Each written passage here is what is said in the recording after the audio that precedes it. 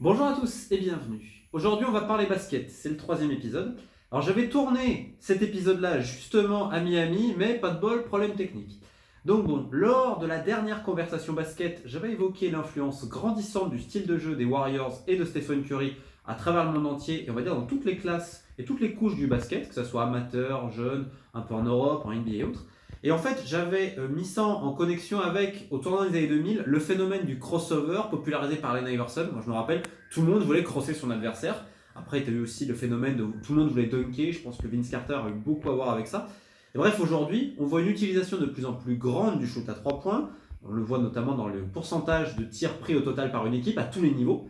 Et même si les mecs ne sont pas forcément des shooters nés, et ils n'ont pas forcément le cardio qui va avec l'évolution du jeu de plus en plus rapide. Alors, aujourd'hui, c'est vrai qu'on a tendance à parler de run and gun, hein, et c'est en fait un style de jeu qui date quand même d'il y a très très très longtemps, mais le run and gun a beaucoup évolué. Et aujourd'hui, en fait, la philosophie de Steve Kerr, des Warriors, etc., ils ont pris ce qui se faisait avant du run and gun, mais ils l'ont adapté à leur sauce. Ils l'ont adapté notamment sur la distance du shoot. Et je vais expliquer un petit peu, parce que je trouve que c'est un thème très intéressant, cette idée d'aller de plus en plus vite et de shooter de plus en plus loin. On le voit tout le monde. Regardez même les grands, un mec comme Marc Gasol, qui a commencé sa carrière très très près du cercle. Aujourd'hui, on le voit s'écarter, parfois à 6-7 mètres. Bref. Alors, on va dire que l'inventeur officiel du run and gun, de cette idée d'aller plus vite, c'est Red Auerbach, le mythique entraîneur des Boston Celtics. Sauf qu'à l'époque, il n'y avait pas de ligne à 3 points. On faut attendre 79-80 pour son apparition en NBA. Donc en fait, c'était pas l'idée d'aller en transition et pourquoi pas prendre des shoots extérieurs, c'était la pénétration et aller jusqu'au cercle, avec des passeurs de génie et autres. Mais ce run and gun de l'époque, en fait, on est passé d'un jeu très très lent, très très très calme sur demi-terrain, à un jeu de plus en plus rapide avec l'apparition de la contre-attaque. Mais ça, c'est contrairement à beaucoup d'équipes qui ensuite ont adapté le run and gun. À l'époque de Boston, ça allait avec une défense de fer et la priorité était donnée à la défense. C'est-à-dire défendre le plomb pour obtenir le rebond et ensuite essayer de relancer rapidement. Alors qu'aujourd'hui, il y en a beaucoup d'équipes qui ont tenté le run and gun mais avec une défense complètement poreuse. Alors ensuite, ce run and gun, il a évolué et on se rappelle évidemment du Showtime des Lakers des années 80 avec Paul Westhead à sa tête et surtout Magic Johnson et toute l'équipe. Alors, il y en a beaucoup qui ont des fois ce débat en disant est-ce que c'est l'entraîneur qui va imposer son idée de up-tempo ou c'est les joueurs, de par leurs caractéristiques, qui vont permettre ce système de jeu-là. Alors dans le cas de Westhead, qui est parti finalement, je crois, au bout de 3 saisons aux Lakers, remplacé par Pat Riley, lui aussi qui a développé ce style de jeu-là, Westhead a toujours évolué sur un style up-tempo très rapide. Ensuite en NCAA et ensuite à Denver. Denver, ça a d'ailleurs été une équipe qu'on remarque dans l'histoire, avec également un autre entraîneur, Paul Mo, qui a toujours été dans l'offensive. Mais parfois, c'était un peu trop justement, et c'était ce qu'on reprochait au début des années 2000 aux équipes qui jouaient un jeu très rapide. Pourquoi ? Parce qu'on disait ça gagne en saison régulière, mais au moment où on arrive en playoff, c'est la défense qui prend le dessus, c'est le retour des grands pivots, et donc vous n'allez jamais gagner en playoff un titre NBA avec du high tempo. C'était un peu ça l'idée qu'on avait, et en fait, si vous voulez, c'était justement contraire à ce jeu de Auerbach, ou même des Lakers, avec quand même, il fallait défendre très très fort. Et en fait, une des premières équipes au tournant des années 2000 a développé ce style de jeu-là, run and gun, et en plus a ajouté un peu le tir extérieur, ce sont les Kings de Sacramento de Rick Adelman, avec à leur tête Chris Webber.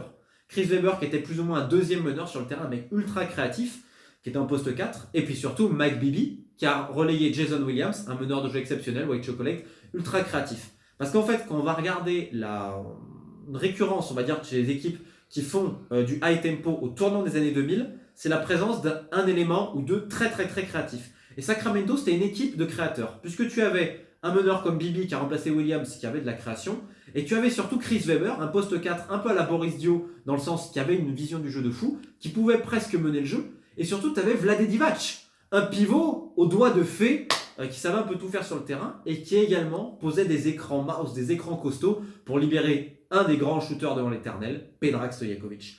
Ils avaient également Doug Christie, défenseur un peu taré aux grandes qualités athlétiques, Bobby Jackson, le 6e homme.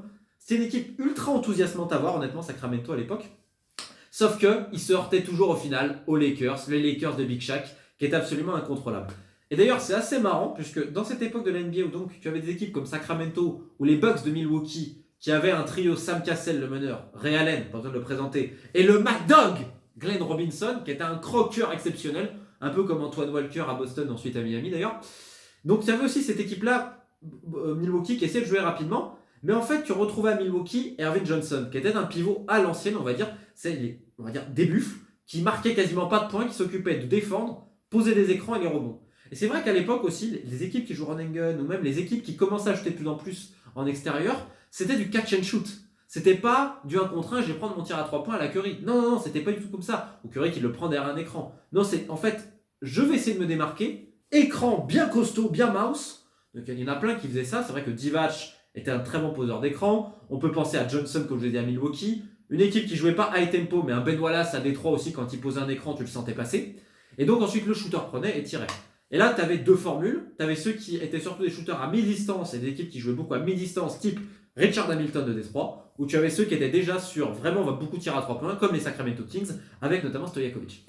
Ensuite, dans les équipes qui ont joué high tempo, eh ben, je te citerai forcément Mike D'Antoni, hein, mais ça, c'est arrivé après. C'est arrivé ensuite que tu avais quand même du George Karl, hein, George Karl qui était le coach justement des Bucks de Milwaukee, si je ne dis pas de bêtises, et tu as eu ensuite Don Nelson, qui était à Dallas avec le Wonderkid, Nowitzki, pareil, un des premiers grands vraiment à s'écarter autant pour tirer, etc.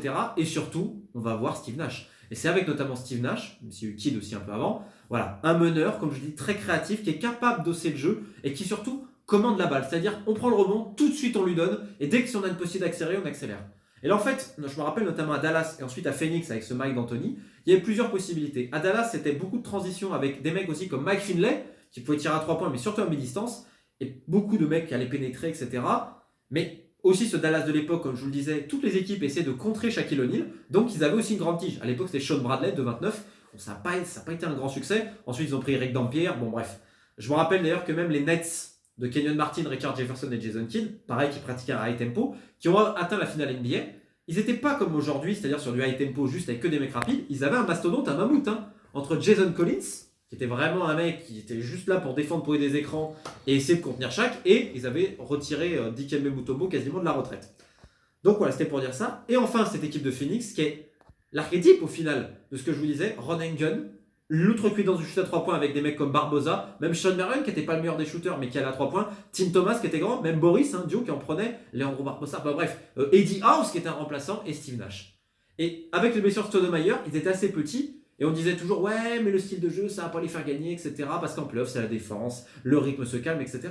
Ce qui est vrai aussi. Puis ils étaient tombés quand même sur les Spurs, qui était aussi un petit peu un job. Et donc aujourd'hui, en fait, quand on voit le run and gun proposé notamment par les Warriors, ils se sont adaptés un peu tout ce qui s'est fait là, en jouant avec l'évolution aussi de la NBA, et des mecs qui tirent de plus en plus loin. Imaginez, en 80, la ligne à 3 points arrive, t'as que quelques tentatives par an, et aujourd'hui, t'as quasiment parfois la moitié des shoots d'une équipe qui sont à 3 points.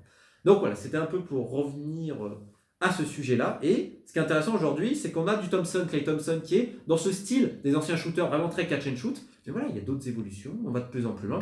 Et qui sait ce que deviendra la NBA et le basket en général d'ici 10 ans. Voilà, je pense que j'en ai assez dit. Écoutez, j'espère que ça vous a plu. Je vais essayer de faire plus de vidéos basket, que c'est quand même l'amour de ma vie. Donc bon, l'amour de ma vie, il est aussi là. C'est quand même beau. Bon là, on est au coucher de soleil, tranquillement, au Cabo de Gata, en Andalousie, dans ma belle Andalousie. Ça me change un peu de mes derniers voyages. Mais voilà, j'en ai assez dit. Sur ce, on se retrouve bientôt et n'hésitez pas.